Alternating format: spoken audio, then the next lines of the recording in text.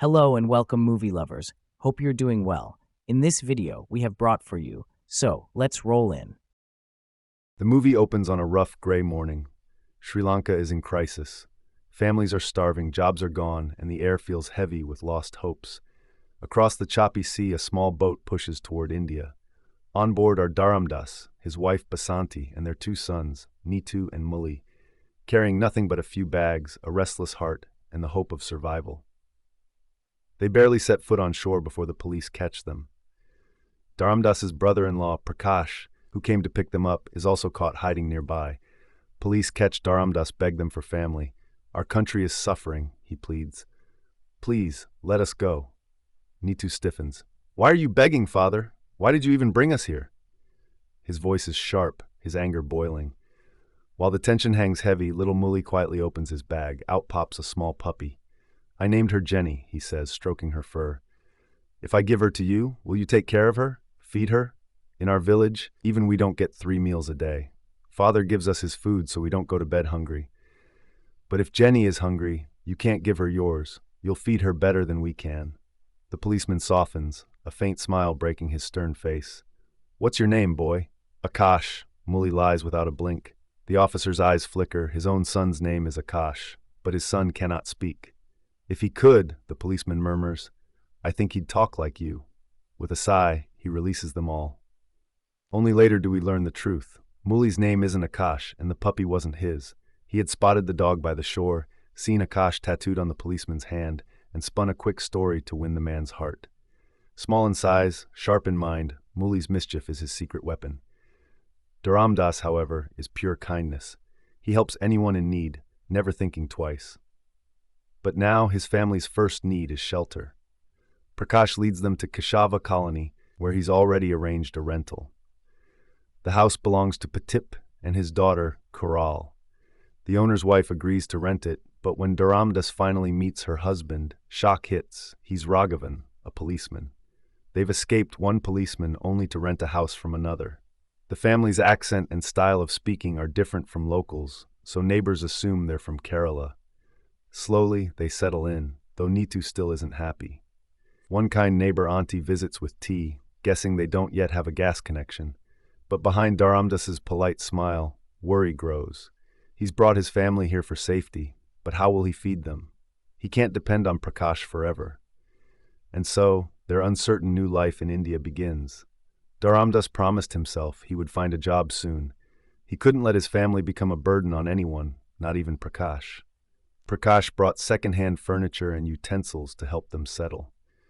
One day, Dharamdas noticed a driver's job advertised outside a house. While walking through the neighborhood, he saw a man furiously shouting at a local boy. The boy had smashed a liquor bottle in front of his door, and this wasn't the first time.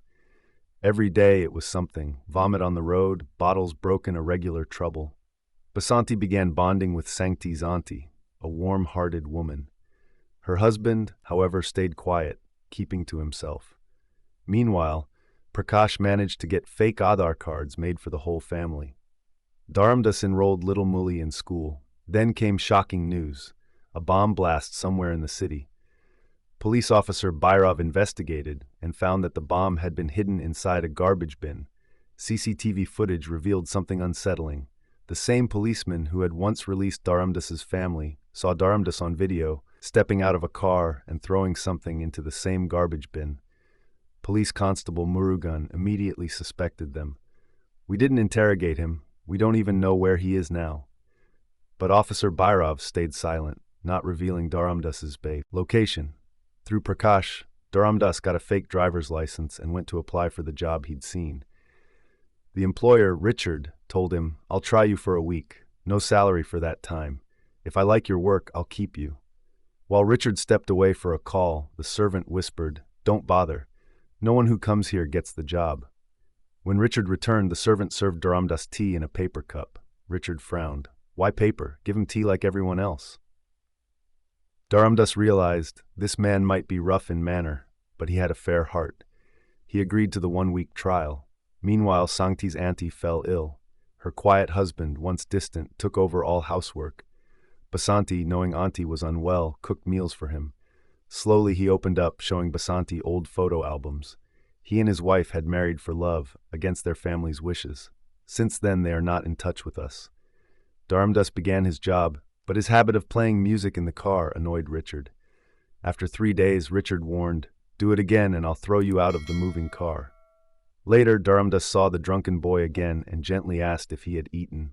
The boy stayed silent. By now, the once reserved uncle next door had warmed to Dharamdas's family, laughing, talking, sharing. He noticed Dharamdas's accent and guessed the truth. They were from Sri Lanka. Dharamdas didn't hide it, and the uncle, with quiet understanding, said nothing more. Uncle next door had figured it out. Dharamdas's family were outsiders, but good people. One afternoon, the drunken neighborhood boy vomited outside a man's gate again. The man stormed out and slapped him. Dharamdas stepped in gently. "If you have a problem, you can tell me."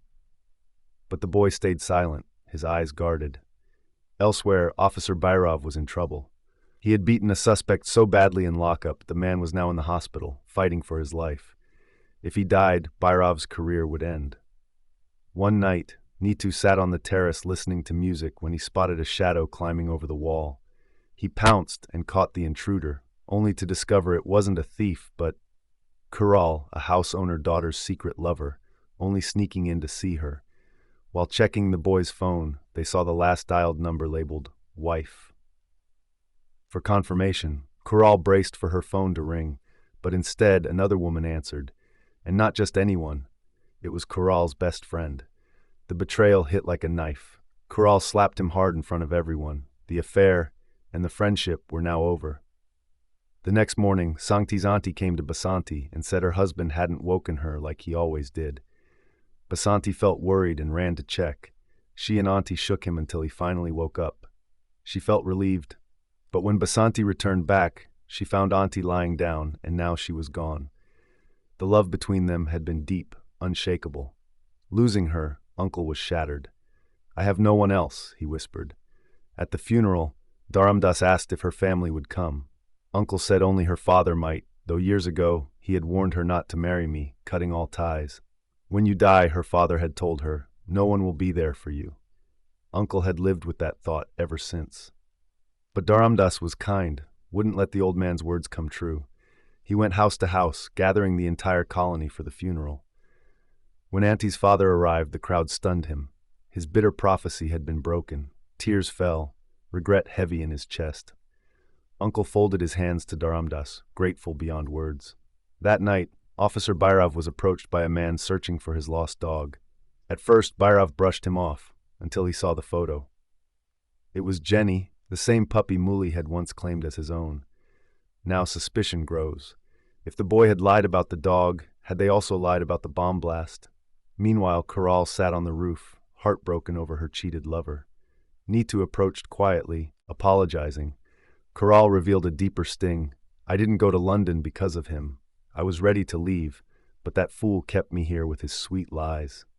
Neetu opened up to Kural. He spoke about his girlfriend back in Sri Lanka, and for the first time he trusted her with the truth of how his family had come here. 7 days passed. Dharamdas was certain that Richard would give him the job, but when the results came, it was a cold rejection. That night, he came home drunk, the sting of failure heavy on his shoulders.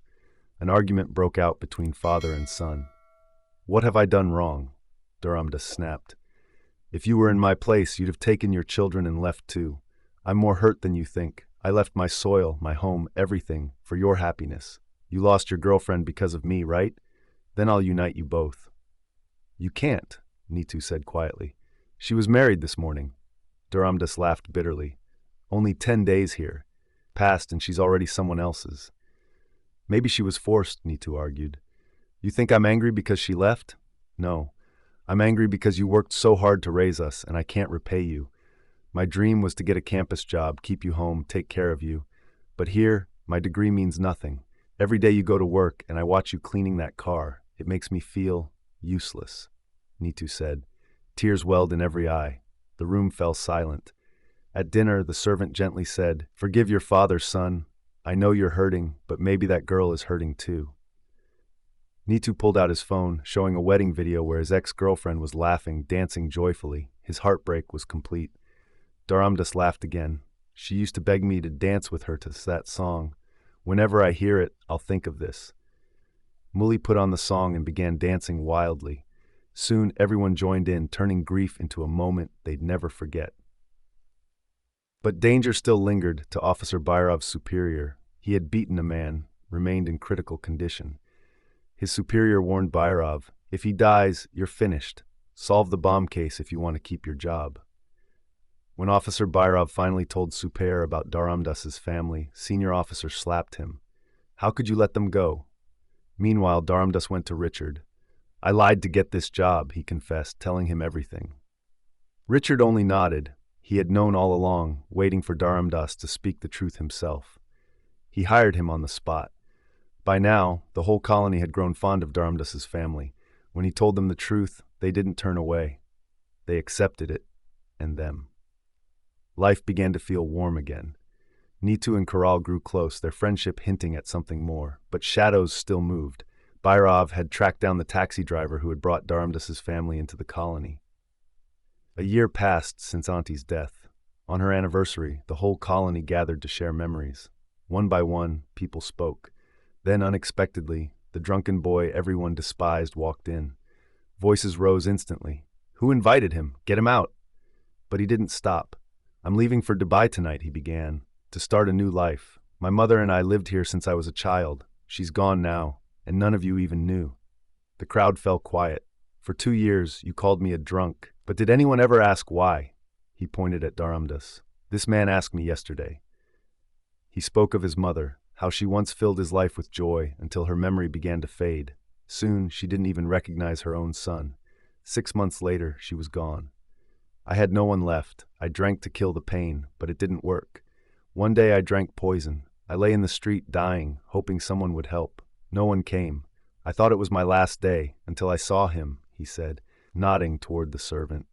"He took me to the hospital. Sir, you were the only one who ever asked if I'd eaten since my mother died." Tears welled in every eye. Even Richard stepped forward to hug him. After a few days, Prakash, watching the close-knit gathering and bounding with colony members of Daramdas, was uneasy. He warned Daramdas's family, "When I came here, I trusted people too. They shared my joy, but not my sorrow. Keep your distance." But danger was closing in. Officer Bayrov had discovered the family's location and brought police to the colony with his superior boss. Bayrov was the only one who could identify them. When the police arrived, fear gripped Daramdas's home. Were they about to be taken away? Bayrov began knocking all doors of the colony, getting closer and closer. Finally, he reached Daramdas's house. Bayrov looked, then shook his head. This isn't the family whom he were looking for, and confirmed to his superior. Bayrov's superior temper flared, until news came that the boy he had beaten in lockup had died. The case turned on him instantly. Officer Bayrov's superior was arrested. Later, Daramdas asked Bayrov, "Why didn't you tell the truth?" Bayrov's answer was simple. "I came here ready to arrest you. I only had one question. Are you good or bad?